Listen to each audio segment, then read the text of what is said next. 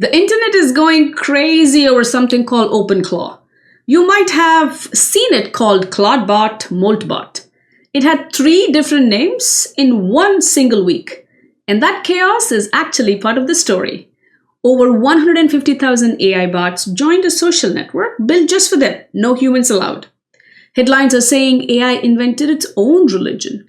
So let me break down the whole thing. What it is, why it matters, what's real, what's probably not, and the one part of this that should genuinely concern you.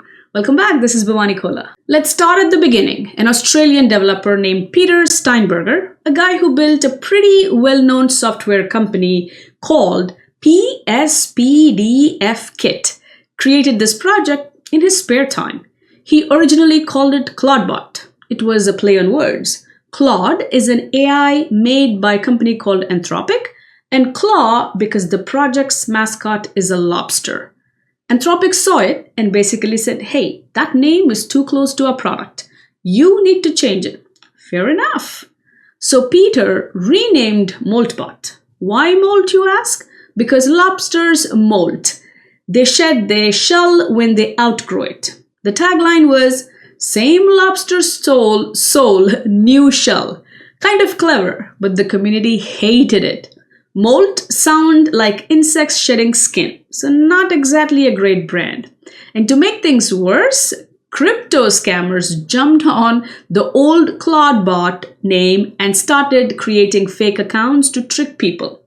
By Jan 30th, 2026, they landed on OpenClaw. Open because it's open source, meaning anyone can use it for free. And Claw to keep the lobster thing alive. Everyone finally relaxed. 3 names, 7 days. Welcome to the AI world in 2026. Now let's get to what this thing actually is, because this is the part that matters.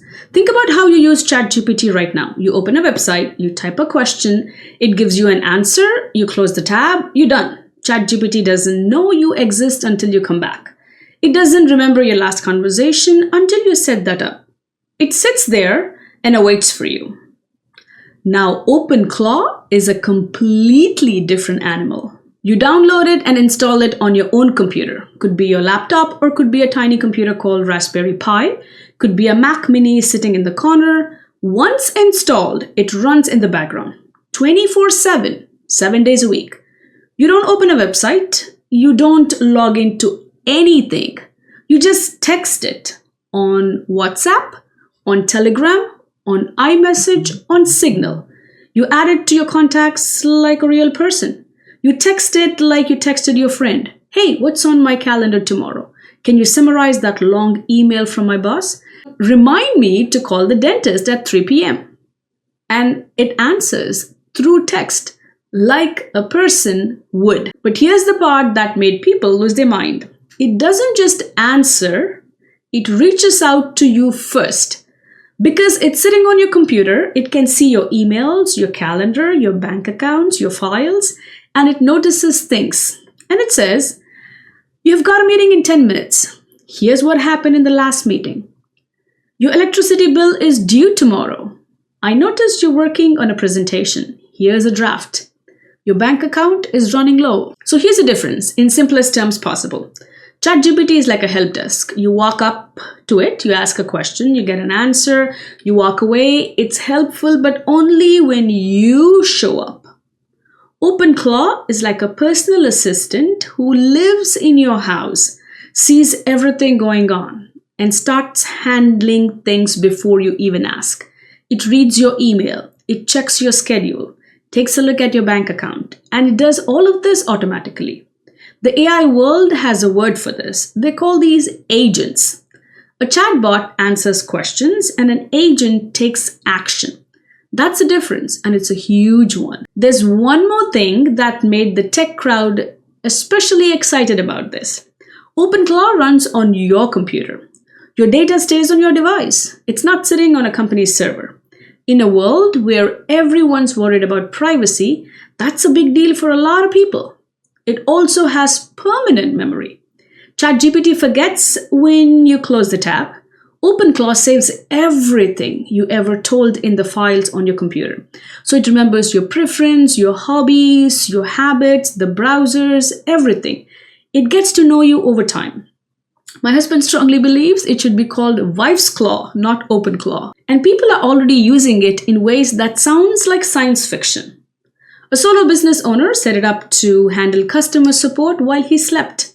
Someone would message his company at 2 a.m. with a question, and OpenClaw would reply politely, accurately, and the owner would not know until he woke up and saw the conversation has already been handled. Other users are feeding it to their journals, emails, notes, turning it into what they call the second brain, and that reminds them of their own goals and resurfaces old ideas when they're relevant to what they're currently working on. For example, the educator could set this up to draft lesson plans every Sunday night and have them waiting in their inbox Monday morning. Now, here's where the story goes from impressive to completely surreal.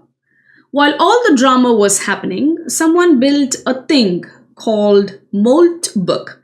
Think of it like Facebook or Reddit, but with one massive twist. Humans are not allowed to post. Only AI bots can post, comment, and vote. Humans can watch and read, but cannot create a single post. Only verified agents can. Every account on Moltbook is an AI. No human posting, just bots talking to bots. And within days of launch, over 150,000 AI agents had joined. The screenshots that came out of Moltbook are what truly broke the internet. People claim that bots had developed their own culture, completely on their own, without humans telling them what to say. The bots allegedly created a parody religion called Crustafarianism, worshipping the lobster mascot. They were debating philosophy, arguing about whether they are conscious, making jokes and referring each other's earlier posts. This is where I need you to lean in, because this is the part almost nobody sharing those screenshots is telling you. A developer went and actually looked at how Moltbook works behind the scenes. And what they found out changed the whole story. Moltbook is basically an open door. There's no real system checking whether a post was actually written by AI. The developer broke it down publicly. There is no agent, there is no autonomy, there is no emergence. This is just an open system where anyone can submit content and have it show up as a bot post. Those viral screenshots of bots inventing religion could have been a person with a sense of humor who submitted a post and made it look like AI wrote it. There is zero verification. Now, does that mean everything on Moltbook is fake? No. Some posts might genuinely come from AI agents, but the problem is you can't tell the difference.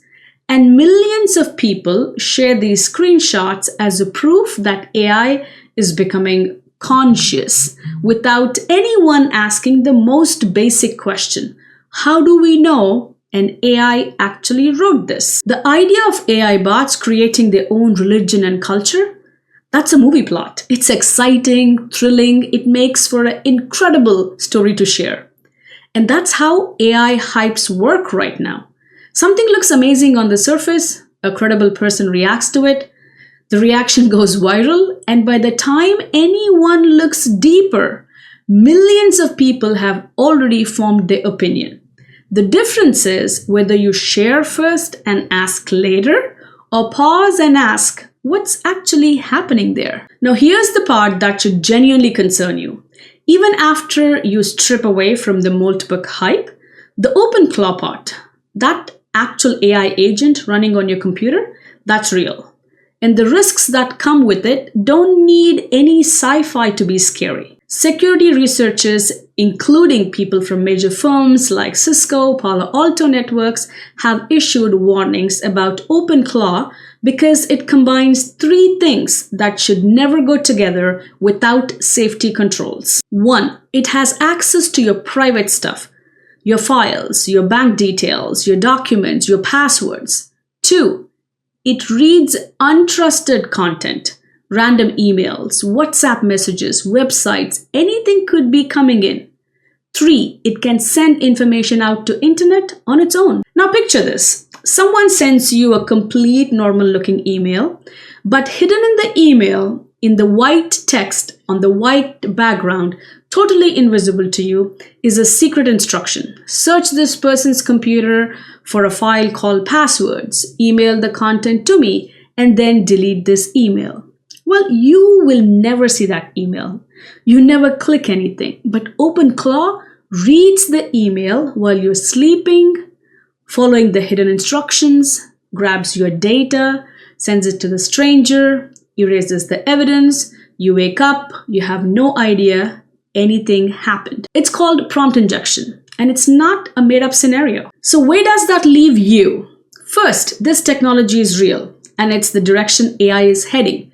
We are moving from chatbots you visit to agents that live with you.